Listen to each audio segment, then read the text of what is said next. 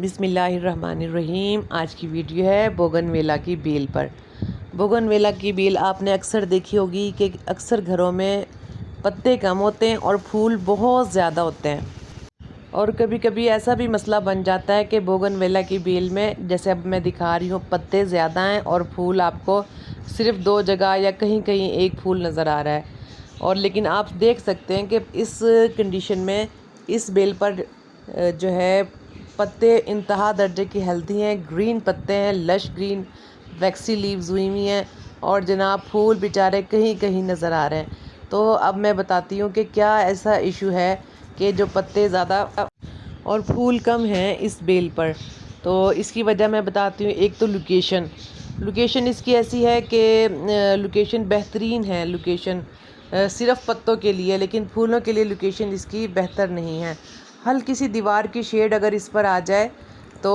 تب جو ہے کنڈیشن اس کی بہتر رہتی ہے، پتوں کے لیے بھی، کہ مناسب سے پتے ہوں، بہت کم پتوں کا ہونا بھی بہت ضروری ہے تاکہ فوٹوسنتھسس پروسیس جو ہے وہ چلتا رہے،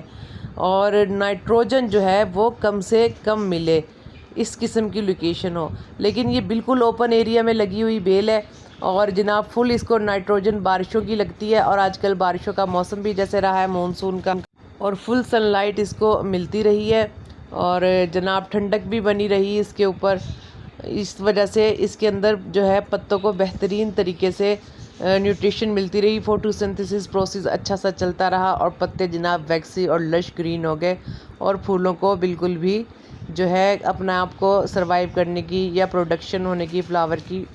جو ہے نہ بن سکا حساب۔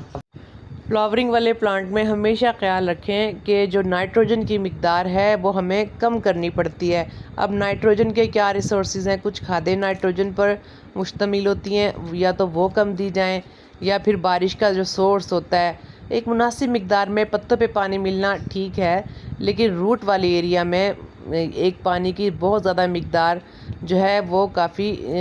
رہتی ہے، اور کم مقدار جو ہے یا مناسب مقدار بہتر رہتی ہے پھولوں کے لیے۔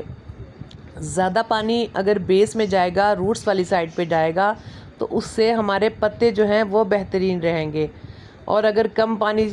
جو ہے وہ روٹس والی سائڈ پر جائے گا، ایبزارپشن روٹس میں ہوگی کم، خاص طور پہ زمین میں لگی ہوئی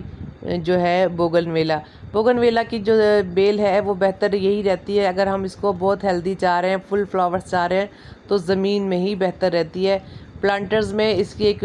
میکسیمم لینتھ جو ہے وہ سٹاپ ہو جاتی ہے ہو کر، اور بہت زیادہ لمبے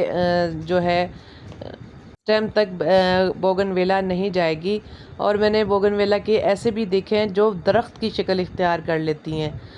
بارہا میں نے ایسے جو ہے پلانٹ دیکھے ہیں اپنے علاقے میں جو بوگن ویلا بیل کے بجائے درخت کی شکل اختیار کیے ہوئے ہیں، لیکن ان میں ٹائم لگتا ہے، قدیم ہو جاتے ہیں، تب جا کے ایسی صورتحال ہوتی ہے۔ تو ہم بات فلاورز کی کر رہے تھے کہ لوکیشن کا ہمیں خیال رکھنا پڑے گا کہ اگر ہلکا شیڈ ہو، پانی کی مناسب مقدار جائے، روٹس والی سائڈ پہ بارش ہو تو صرف پتوں پہ مناسب سی بارش مل جائے، بہت زیادہ پانی جو ہے روٹس میں نہ جائے، یا پھر ایسی کھاد کا استعمال کم ہو جس میں نائٹروجن ہو۔ کاؤ ڈرم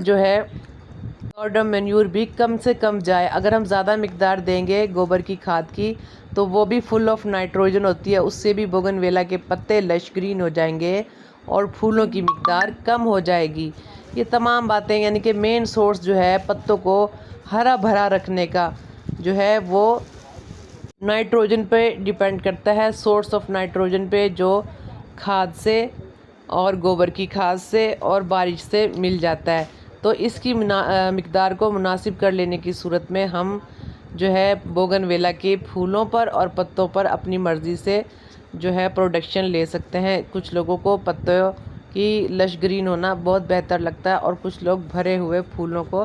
پسند کرتے ہیں بوگن ویلا کے۔ اور اگر ہم درخت بنانا چاہ رہے ہیں بونسائی کی طرح، تو ہمیں اس کی ٹریمنگ کرنی پڑے گی، ایک اسپیشل شیپ دینی پڑے گی، اور یہ بہت صبر آزما جو ہے کام ہے۔ اگر ہم چاہیں کہ چند ہی دنوں میں ہم ایک درخت بنا دیں بوگن ویلا کا، تو ایسا پاسبل نہیں ہے، تو صبر سے کام لینا پڑے گا، اور جناب اس کی ٹمبر سٹائل میں جو سٹیمز ہیں وہ ہیلدی ہونا شروع ہو جائیں گی ٹریمنگ کی صورت میں۔ آپ ٹریمنگ کرتے رہیں، پروننگ کرتے رہیں، کٹنگ کرتے رہیں اور ایک مناسب سی اپنے مائنڈ میں جو سکیچ ہے درخت کا وہ دیتے رہیں تو آپ جناب پا سکتے ہیں ایک درخت کا لک جو ہے بوگن ویلا میں۔ ادروائز اگر ہم اس کو ایسے ہی چھوڑ دیں سیلف گرو پہ کہ جیسے بھی اس کی جو شوٹ جہاں بھی جا رہی ہے تو یہ بیل کی شکل میں کسی بھی گیٹ پر، کسی بھی دیوار پر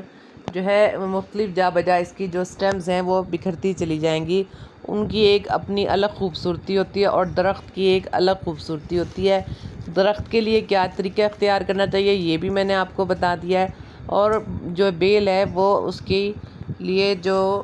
بھی سٹیمز ہیں اپنے آپ ہی اپنی راستہ بناتی رہیں گی۔ اب یہ آپ پہ ڈیپینڈ کرتا ہے آپ کون سی خوبصورتی سے محظوظ ہونا چاہتے ہیں۔ درخت کے لیے لوکیشن کی ہی فرق پڑے گا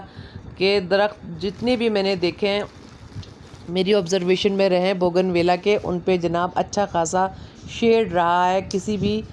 گھر کے جو ہے سایہ جو ہے کسی بھی گھر کا یا بڑی عمارت کا سایہ ان پہ رہا ہے، بہترین فلٹر لائٹ ان پر رہی ہے اور ڈائریکٹ سن لائٹ سے بچے رہے ہیں اور بہترین طریقے سے ان کی پروننگ ہوتی رہی ہے درختوں کی، تو جس سے وہ درخت کی شکل اختیار کر گئے۔ اور جو بیل ہے بیل کے لیے اتنا خاص کچھ نہیں، بیل پہ بس آپ پہ ڈیپینڈ کرتا ہے آپ فلاور زیادہ لینا چاہ رہے ہیں یا پتوں کو لش گرین رکھنا چاہ رہے ہیں، یہ آپ کے ذوق کے عین مطابق ہوگا۔ آپ نے صرف اسی طریقے سے وہی جو ہے لوکیشن یا کیئر دینی پڑے گی جس طرح آپ چاہ رہے ہیں۔ یہ میں نے خاص طور پہ آپ کے لیے ویڈیو اس وجہ سے بنائی ہے کہ بوگن ویلا کی یہ میں آپ کو دکھاؤں کہ کیا اس میں وجوہات تھی کہ پھول بہت کم ہیں، اور آپ نے جا بجا بوگن ویلا کے ایسی بیلیں دیکھی ہوں گی جن پہ پھولوں کی بہتات ہوتی ہے اور پتے بہت کم ہوتے ہیں۔ چلیں بہت شکریہ، یہ اس تمام باتیں جو میں نے بتا دی تھیں کہ کیا نائٹروجن کا رول ہوتا ہے، کیا لوکیشن کا رول ہوتا ہے اور کیا واٹر کا رول ہوتا ہے اور کیا کھاد کا رول ہوتا ہے بوگن ویلا کی بیل میں یا پھر فلاورنگ والے پلانٹس میں۔ چلیں بہت شکریہ، اپنا اور اپنے پیارے کا خیال رکھیے گا۔ بوگن ویلا کے حوالے سے کوئی بھی کوسچن اگر آپ کے مائنڈ میں ہے آپ مجھ سے کمنٹ باکس میں پوچھ سکتے ہیں۔ اللہ حافظ۔